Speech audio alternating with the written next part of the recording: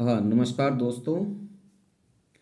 आज की इस महत्वपूर्ण वीडियो सीरीज के अंदर हम एक बहुत ही महत्वपूर्ण कॉन्सेप्ट के बारे में बात करने वाले हैं, जिसका नाम है रिवाइवल ऑफ पॉलिटिकल थ्योरी। राजनीतिक सिद्धांत का पुनः उत्थान या पुनरुत्थान के बारे में हम बात करने वाले हैं। हालांकि इससे पहले वाली वीडियो के अंदर हमने डिक्लाइन ऑफ पॉलिटिकल थ्योरी के बारे में बात की है। यदि डिक्लाइन ऑफ पॉलिटिकल थ्योरी वाली आपने मेरी वीडियो नहीं देखी तो उस वीडियो को भी आपको ज़रूर देख लेना चाहिए, तभी आप ये वाली जो वीडियो है जिसका नाम रिवाइवल ऑफ पॉलिटिकल थ्योरी के नाम से है, इसको आपको समझने में मदद मिलेगी। यदि डिक्लाइन ऑफ पॉलिटिकल थ्योरी को रिकॉल करने की हम कोशिश करें तो उसमें हमने ये पाया था कि 1960 के दशक के अंदर क्या है, बहुत सारे ऐसे विद्वान हुए जिनमें डेविड ईस्टिन थे या मैक्स वेबर थे, जिन्होंने ये महसूस किया कि प्लेटो और एरिस्टोटल के बाद कोई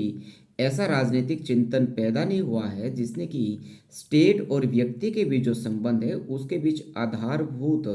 या आधारभूत संरचना या मूल प्रश्न हमें देखने को मिलता हो। इसलिए वे कह रहे थे कि जो अब पॉलिटिकल थ्योरी का क्या डिक्लाइन हो चुका है। परंतु आज की इस वीडियो के अंदर हम इस बात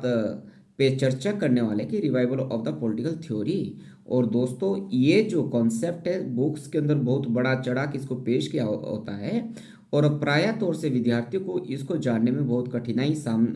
कठिनाई का सामना करना पड़ता है कि जब वे ये जानने की कोशिश करते हैं कि revival of the political theory का कॉन्सेप्ट क्या रहा है। और यहाँ से जो प्रश्न है हर बार यूजीसी नेट सेट के अंदर या आपका कॉलेज के अंदर पीजीटी का पेपर हो या सिविल सर्विसेज के अंदर, जो यहाँ से जो प्रश्न बनने की संभावना बहुत अधिक रहती है, और इससे पहले भी जो प्रश्न इससे बहुत अधिक पूछे गए। तो चलिए शुरू करते हैं आज की इस वीडियो को। आज की इस वीडियो के अंदर हम क्या है, रिवाइवल ऑफ पॉलिटिकल थ्योरी के बारे में बात करने वाले हैं, जिसके अंदर क्या है, ये जो रिवाइवल ऑफ पॉलिटिकल थ्योरी को यदि हम दो पार्ट के अंदर इसको बांट के देखें, एक पार्ट तो 1850 से पहले का जो समय था, जिस के अंदर वे दार्शनिक जैसे प्लेटो एरिस्टोटल दार्शनिक पैदा हुए, हीगल हुए, कार्ल मार्क्स हुए, जे एस मिलर हुए, जिन्होंने अपनी दार्शनिकता का जो आधार है उन्होंने राज्य और व्यक्ति के जो संबंध है वे किस तरह से होंगे, वे उन्होंने अपने दर्शन का क्या मूल आधार बनाया था। और इनके जो चिंतन करने का जो एक प्रक्रिया थी वो एक अपने आप में सार्वभौमिक मूल्यों के निर्माण पर क्या बल देते थे। दूसरा इनका मकसद ये रहता कि समाज के अंदर जिस भी तरह की जो समस्याएं हैं उन समस्याओं को खत्म करना, उन समस्याओं से रूबरू होना और उन समस्याओं का निजात पाने के लिए प्रयास करना, या अपनी दार्शनिकता के माध्यम से उन समस्याओं को खत्म करने के या हल ढूंढने का प्रयास करना। इस तरह से ये जो दार्शनिक थे, ये जो विचारक थे, ये अपने आप में एक पब्लिक पॉलिसी का भी क्या है एड्रेस करने का काम करते थे। इस तरह का उनका क्या है राजनीतिक चरित्र रहता था। परंतु 20वीं शताब्दी के जो चिंतक रहे, जो पॉलिटिकल फिलोसफर रहे हैं, उन्होंने क्या एक नई तरह की जो राजनीतिक सोच की या राजनीतिक प्रवृत्ति का उनके साथ क्या है अभ्युदय या उदय होता है। उन्होंने क्या कि जो पुराने समय का जो चिंतन है उसको अलग करने की कोशिश की, जिसके अंदर परंपरावादी जो चिंतन रहा है, परंपरावादी चिंतन के अंदर या ट्रेडिशनल पॉलिटिकल फिलोसफी जो सोशल अधिक रहती थी, जो इसके अंदर क्या है, सामाजिक संस्थाओं का या विधियों का ही अध्ययन किया जाता था या इस पे बहुत अधिक महत्व दिया जाता था, जिस कारण क्या है इसकी बहुत अधिक क्या है क्रिटिसाइज करने का भी इसका काम किया जाता था। 20वीं शताब्दी के अंदर एक महत्वपूर्ण जो चिंतक चार्ल्स मेरियम नाम का एक बहुत बड़ा फिलोसफर जो हुए हैं, उन्होंने रिवाइवल ऑफ पॉलिटिकल थ्योरी का अंदर उनका बहुत ही महत्वपूर्ण इनका योगदान रहता है। चार्ल्स मेरियम ने क्या है एक विशेष प्रकार का कॉन्सेप्ट लाने का काम किया था, जिसके अंदर जिस कारण क्या है चार्ल्स मेरियम को क्या है father of modern political thought के नाम से भी जाना जाता है। चार्ल्स मेरियम ने अपने चिंतन के अंदर क्या है उन्होंने ये समझाने की कोशिश की कि आज के समय में हमारे चिंतन के अंदर क्या है जो वैज्ञानिकता का जो तत्व है, साइंटिफिक का जो तत्व वो बहुत अधिक आ गया है, और हमारे चिंतन के अंदर किसी भी जो पहले के समय की जो चिंतन की जो गंभीरता है इतिहास से क्या हुआ अपनी तरफ से हम इतिहास से नहीं जुड़ पाते या हम अपने अनुभव से नहीं जुड़ पाते या व्यवहारिकता के आधार पे जो ज्ञान है उससे हम नहीं जुड़ पा रहे, बल्कि जो चार्ल्स मेरियम का ये मानना था कि जो वैज्ञानिक जो पद्धतियाँ थी, वैज्ञानिक पद्धतियों का प्रयोग करके ही समाज से हमें जो जुड़ने का काम है, वह क्या जुड़ने का काम हमें करना होगा। और उसके आधार पे जो आंकड़े निकाले जाएंगे, उस आंकड़ों के आधार पे ही हमें पॉलिटिकल थॉट या राजनीतिक चिंतन करना होगा। चार्ल्स मेरियम के इन्हीं विचारों के आधार पर 1960 के अंदर व्यवहारवाद का, बिहेवियरलिज्म का क्या जन्म होता है। और बिहेवियरलिज्म को 1960 के आते आते क्या है, व्यवहारवाद की जो उत्पत्ति होती है, इसका मतलब ये था कि व्यवहारवाद के अंदर क्या जो राजनीतिक चिंतन किया जाता था, वो एक फैक्ट बेस्ड आधार होता था। ये साइंटिफिक टेक्निक के आधार पे होता, वैज्ञानिक पद्धतियों के आधार पे क्या है जो राजनीतिक चिंतन वो किया जाता था। इसलिए क्या जो व्यवहारवाद के अंदर या बिहेवियरलिज्म के अंदर जो महत्वपूर्ण नेक्स्ट जो स्कॉलर रहे या विचारक रहे, जिनका नाम डेविड ईस्टन है। डेविड ईस्टन को फादर ऑफ बिहेवियरलिज्म के नाम से भी जाने जाता है, या उनकी सिस्टम अप्रोच बहुत अधिक प्रसिद्ध रही है। 1960 तक आते आते क्या जो डेविड ईस्टन ने क्या है, बहुत सारी चीज़ों का जो अध्ययन करने की जो उनकी पद्धति रही, वह वैज्ञानिकता के आधार पर रहते थे। और पुराने समय 1960 से पहले की जो परंपरावादी या अनुभववादी जो ज्ञान था, उसको वह अधिक महत्व नहीं देते थे, ठीक है। परंतु 1960 और 1970 के बीच का जो दशक था, वो इस बात को लेके बहुत ही महत्वपूर्ण था कि इन्होंने क्या कि जो व्यवहारवाद की जो शुरुआत उस समय हो गई थी, जिसके अंदर डेविड ईस्टन का नाम क्या है, मुख्य था। डेविड ईस्टन को भी ये लगने लगा था कि व्यवहारवाद के अंदर भी क्या है, कुछ ना कुछ गड़बड़ियाँ जरूर है, और उसके अंदर कुछ ना कुछ खोखलापन जरूर है, जिस कारण क्या है मूल रूप से क्या है जो दार्शनिकता है, जो दर्शन है, जो राजनीतिक विचार है, वो पैदा नहीं हो पा रहा है। इसलिए जो डेविड ईस्टन थे, जो कि बिहेवियरलिज्म से जुड़े हुए थे, व्यवहारवाद से जुड़े हुए थे, 1960 के दशक के आरंभ में उन्होंने भी 1969 के अंदर ही क्या अमेरिका के अंदर क्या पॉलिटिकल साइंस एसोसिएशन को अंदर एक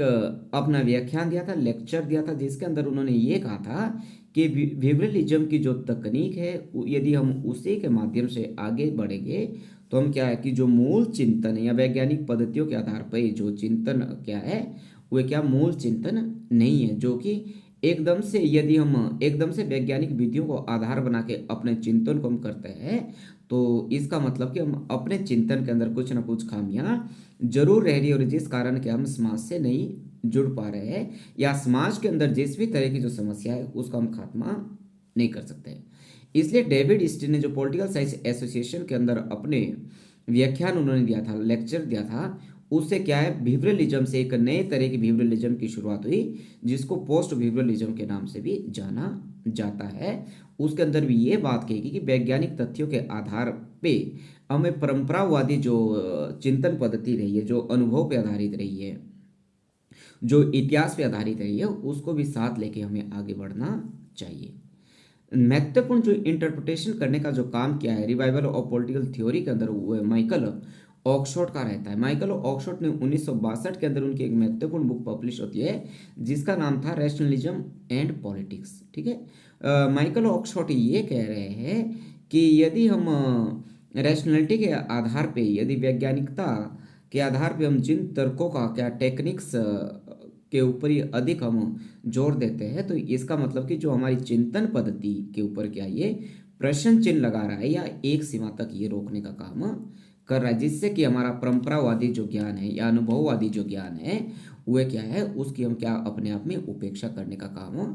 कर देते हैं। इसलिए जो बिहेवियरलिज्म वाला जो ज्ञान है, जो नॉलेज है, वो एक अर्ध नॉलेज या आधा नॉलेज उसे या आधा ज्ञान कहने का जो काम है माइकल ऑक्सफोर्ड के द्वारा किया जा रहा है। माइकल ऑक्सफोर्ड ये कह रहे हैं कि जो रैशनलिटी के को जो महत्व देने पर क्या है, अपने आप में जो क्या संपूर्ण ज्ञान पे क्या है प्रश्न चिन्ह लग गया है, परंतु इसके साथ साथ हमें अनुभववादी और व्यवहारवादी जो ज्ञान है उसकी भी उपेक्षा नहीं कर सकते, या उन्होंने परंपरावादी जो बिहेवियरलिज्म की जो कॉन्सेप्ट्स है उनको मिलाने का माइकल ऑक्सफोर्ड के द्वारा काम किया गया था। माइकल ऑक्सफोर्ड ने ये बताया कि जो परंपरावादी जो ज्ञान है उसको हम दरकिनार नहीं कर सकते, बल्कि आज के समय के अंदर भी हमें उसकी क्या सख्त ज़रूरत है और उसको हमें आज के समय के अंदर आगे बढ़ाने की ज़रूरत रहती है। इसका मतलब ये था कि जो लिबरलिज्म है, जो पॉलिटिकल थ्योरी के अंदर जो गिरावट 1960 और 1970 के दशक के अंदर आ रही है, इससे माइकल ऑक्सफोर्ड ने ये कहा कि हमें व्यवहारवाद से क्या है बचने की कोशिश करनी चाहिए, और व्यवहारवाद के अंदर क्या है कोई ना कोई जो मूलभूत कमी है वो जरूर नज़र माइकल ऑक्सफोर्ड को आ रही थी। ठीक है। नेक्स्ट जो रिवाइवल ऑफ पॉलिटिकल थ्योरी के अंदर अपना महत्वपूर्ण योगदान दिया है, जिसके अंदर डेविड मिलर का नाम है। डेविड मिलर भी अपने एक बहुत ही अच्छे विचारक रहे हैं, और डेविड मिलर ने इस बात को स्वीकार किया है कि 1960 और 1970 के जो दशक के बीच जो परंपरावादी जो चिंतन पद्धति है वो क्या पुनः लौटने का काम कर रही है, और जो लोगों का विश्वास है वो वैज्ञानिक पद्धतियों पर था ही था, परंतु वैज्ञानिक पद्धतियों के साथ साथ साथ 1960 और 1970 के अंदर जो एक नए तरह का चिंतन, परंपरावादी चिंतन जो प्लेटो और एरिस्टोटल के समय से था, जो इस बात पे मूल चिंतन करते थे कि एक राज्य और व्यक्ति के बीच जो संबंध है वो किस तरह से रहने चाहिए, इसके आधार पे क्या है जो फिर से जो चर्चा है वो शुरू हो चुकी है। 1970 के अंदर एक महत्वपूर्ण जो मोड़ रिवाइवल ऑफ पॉलिटिकल थ्योरी के अंदर आता है वो जॉन रॉल्स का आता है। जॉन रॉल्स की एक जो बुक थी आ थ्योरी ऑफ जस्टिस के अंदर जो जॉन रॉल्स है वो लिबर्टी और जस्टिस को मिलाने का काम करते हैं। ये आ थ्योरी ऑफ जस्टिस के अंदर जॉन रॉल्स ये कह रहा है कि आज के समय में यदि समाज के अंदर इस तरह की जो विषमताएं हैं, इस तरह की जो कमियां हैं, इसके लिए हमें आ थ्योरी ऑफ जस्टिस के अंदर वो बताने की कोशिश करते हैं कि हमें इस तरह से थ्योरी का या इस तरह से जस्टिस का निर्माण करना होगा जिस के अंदर किसी भी व्यक्ति को अपनी जो एक्चुअल जो पोजीशन हो, उसकी जो मूल स्थिति हो, उसका ज्ञान नहीं हो। ऐसे समय में जो राज्य की संरचना की जाएंगी, लोग राज्य के जो कानून बनाए जाएंगे, ऐसे कानून होंगे कि जो सभी व्यक्तियों के लिए क्या होंगे, लाभदायक होंगे, सभी व्यक्ति को न्याय क्या है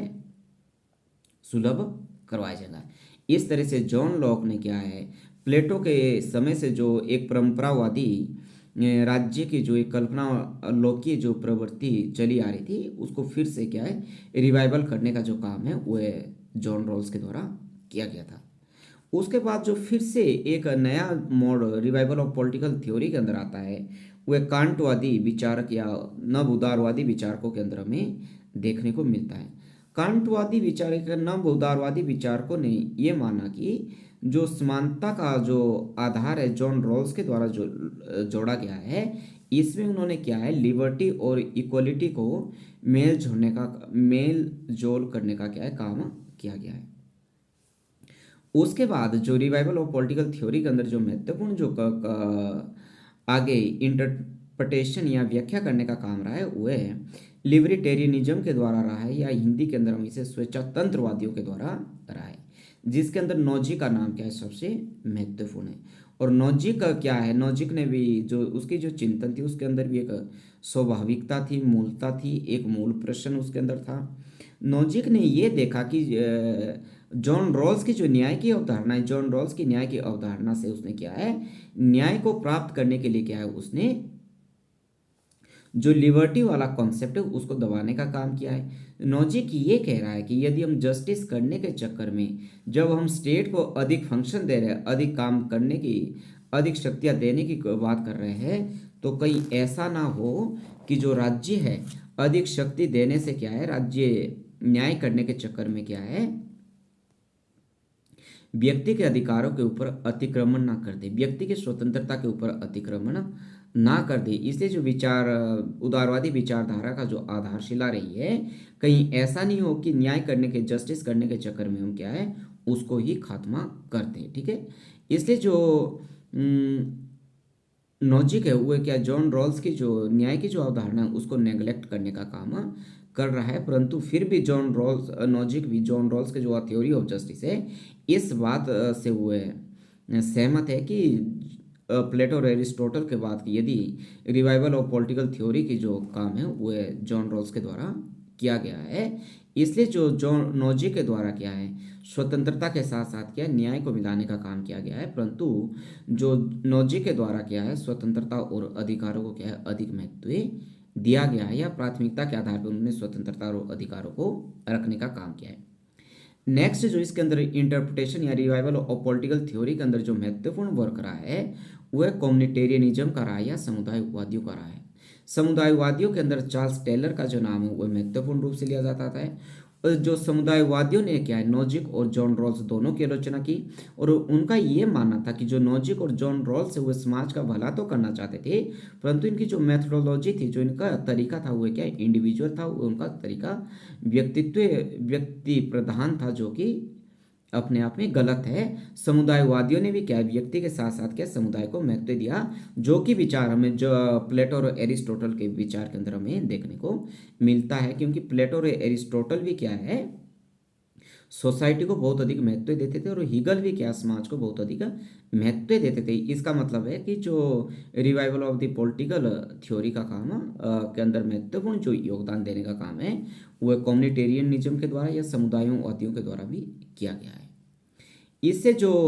नेक्स्ट जो अगली कड़ी वो फ्रैंकफर्ट स्कूल के द्वारा की गई है। फ्रैंकफर्ट स्कूल का भी यही मानना रहा है, यदि हम तथ्यों के आधार पे वैज्ञानिकता के आधार पे हम चिंतन करने की कोशिश करें तो हो सकता है कि हमारे चिंतन के अंदर कोई ना कोई खामियां जरूर रह जाएगी, और समाज के अंदर जिस भी तरह की जो समस्या है उसकी मौलिकता के साथ हम जुड़ नहीं पाएंगे, जिस कारण क्या है जो समाज के अंदर जो खामियां वो वैसे की वैसे ही बनी रहेंगी। ठीक है, इस कारण इस तरह से क्या है कि 1970 के बाद जो रिवाइवल ऑफ पॉलिटिकल थ्योरी हमें देखने को मिलता है। तो आज की इस वीडियो के अंदर हमने रिवाइवल ऑफ पॉलिटिकल थ्योरी को आसान भाषा के अंदर समझने की कोशिश की, और मैं अब ये उम्मीद करता हूँ कि रिवाइवल ऑफ पॉलिटिकल थ्योरी का जो कॉन्सेप्ट है वो आपको अच्छे से समझ आया होगा, जो बुक्स के अंदर इसको बहुत ही बड़ा चढ़ा के पेश किया जाता है। Thank you.